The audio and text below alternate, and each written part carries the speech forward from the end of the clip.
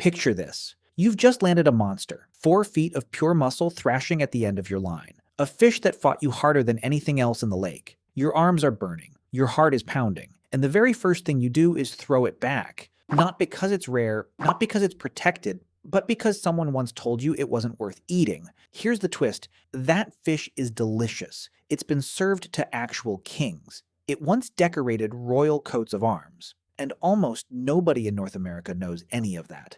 Stay till the end, because the last part will completely change how you think about this fish forever. We're talking about the northern pike, and every reason people give for not eating it starts falling apart the moment you look closer. So let's put those reasons on trial. One by one, start with the easiest complaint. It's ugly, and honestly, it kind of is.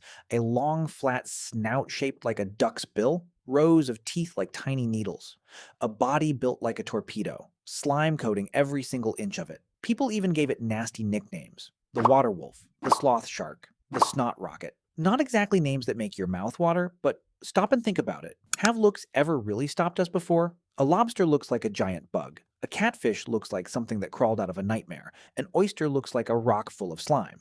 And we happily eat all of them. So being ugly can't be the real reason. That excuse falls apart almost instantly. Next up on the list, the smell. And real quick before we go deeper, if you're already hooked, do me a favor and hit subscribe, because this story only gets stranger from here. Now, pull a pike from the water and it can hit you with a strong, sour, fishy stink. That part is completely true. Anglers aren't making it up. But here's the thing. Plenty of fish smell rough the second they leave the water, and that smell vanishes the moment you clean the fish properly. So the smell isn't really a barrier, it's just a distraction. One more excuse that doesn't survive a closer look. Now for the complaint that actually sticks. The taste. Ask around and people describe pike as muddy, swampy, like chewing on the bottom of a pond. And that belief got so powerful that whole generations grew up certain pike wasn't food at all. Parents passed it to kids, kids passed it to their kids, nobody stopped to question it. But here's what the biologists and chefs actually discovered. That muddy flavor, it lives in the skin, not in the meat. When you cook pike with the skin still on, it soaks up flavors that taste like lake sludge. But peel that skin away, clean it properly, and underneath you find white, flaky, delicate meat. Some food writers compare it to walleye. Others say it's shockingly close to lobster. So the taste problem was never the fish itself. It was how people were preparing it. Which brings us to the real villain of this whole story, the bones. And this is where it gets genuinely fascinating. Because pike don't have ordinary bones, they have something called Y bones, a row of tiny forked bones that float right inside the muscle, not attached to the main skeleton at all. Just hiding there, buried in the meat. With most fish, you cut around the ribs and you're done. With pike, there's a second secret set of bones inside the fillet. Miss them, and every single bite becomes a gamble with your own throat. So why on earth would a fish grow bones like this? The honest truth is scientists still aren't fully sure.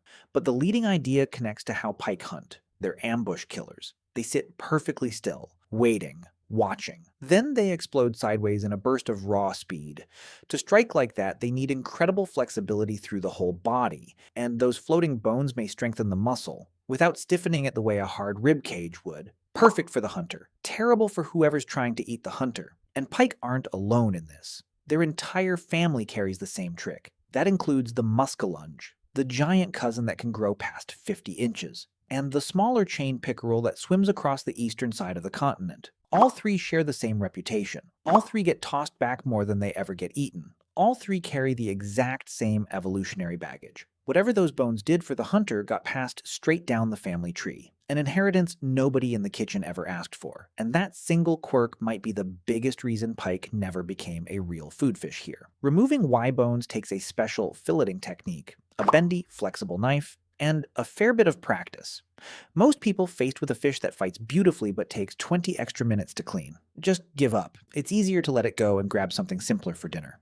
But this is exactly where the story gets strange. Because if the bones were the whole answer, pike would be ignored everywhere on Earth, and history says that's simply not true.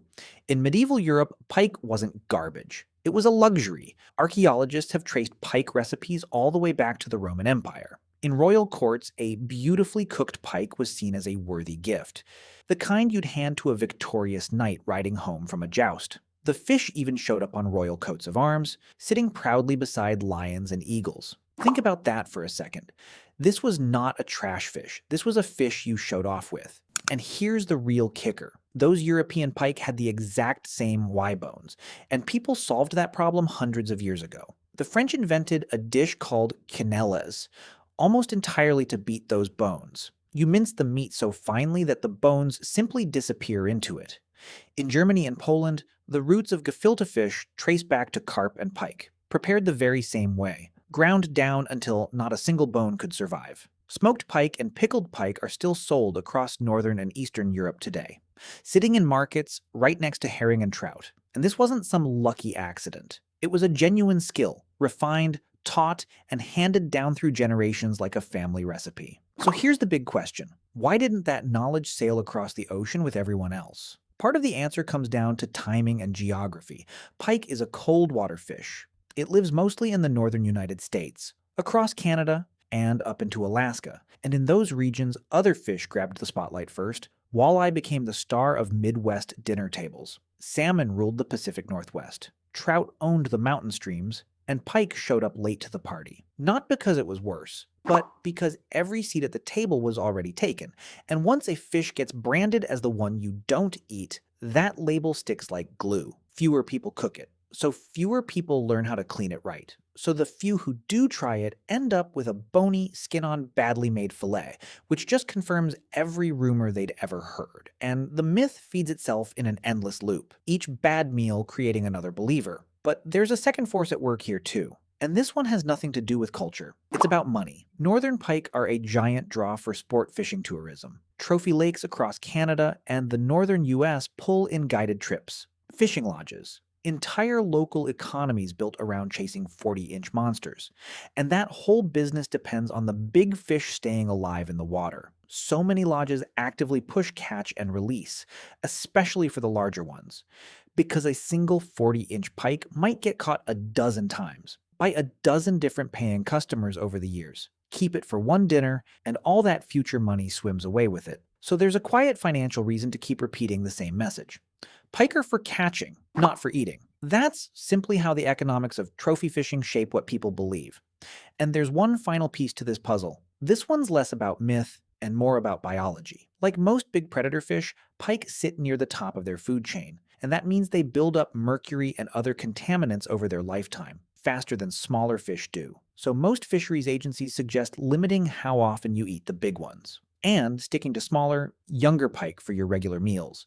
It's not a reason to avoid pike completely, just one more small warning label stacked onto the pile. So let's line all of them up together. An ugly reputation, annoying hidden bones, an industry that profits when you release it, and a real reason to eat it in moderation. On their own, not one of these would stop people from eating pike. But stack them all together, and you get a fish that almost nobody gives a fair shot.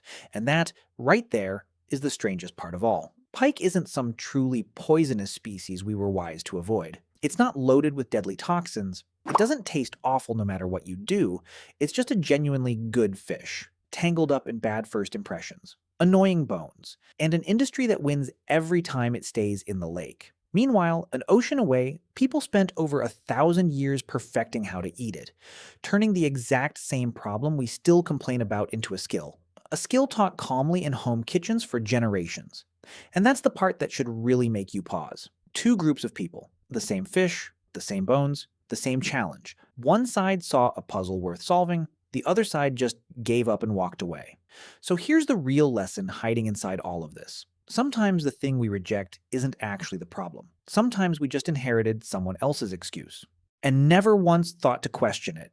We repeat what we were told. We pass it on, and a myth quietly becomes a fact in our heads. The pike didn't change. Our story about it did. So next time somebody reels one in and instinctively reaches to throw it back, take a second. Remember what that choice is really built on. Reputation, money, and a skill nobody bothered to pass down. A fish that once graced the tables of kings, quietly downgraded to something we don't even bother to taste. The water wolf was never the villain here. We just stopped listening to the people who knew better, and maybe that's the wildest fact of all. It was never really about the fish, it was about the story we chose to believe. And now you finally know the truth.